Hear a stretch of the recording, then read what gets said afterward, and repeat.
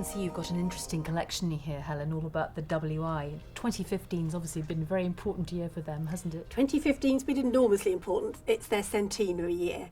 WI was set up to help with the First World War effort, and the ladies of the WI were instrumental in helping out with things like making jam, all sorts of country pursuits which helped to feed the nation during the First World War.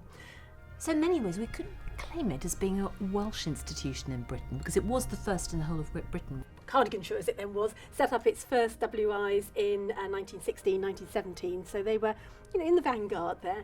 And we have some early minute books which tell us about individual WIs being set up. And of course they were very democratic organisations, although they often had a local lady of the gentry as the president or the chair. They were for all women, and they were enormously popular. Hundreds of people joined, hundreds of women joined the organisation very, very early on. But our records cover the whole of the century, so they come right up to date.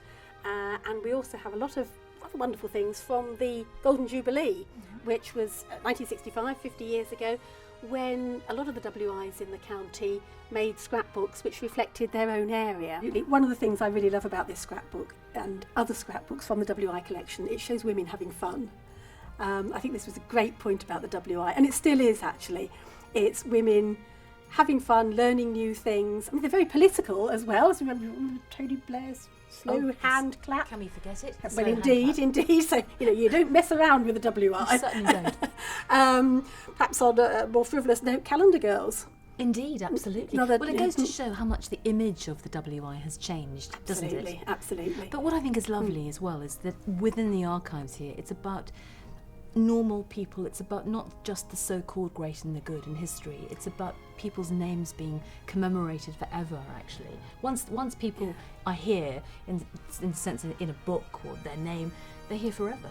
Yes, so many individuals are. Well, we like to think that the archives really represent the memory of the whole community, and eventually we're all in here. And it builds up. It's like a patchwork, really.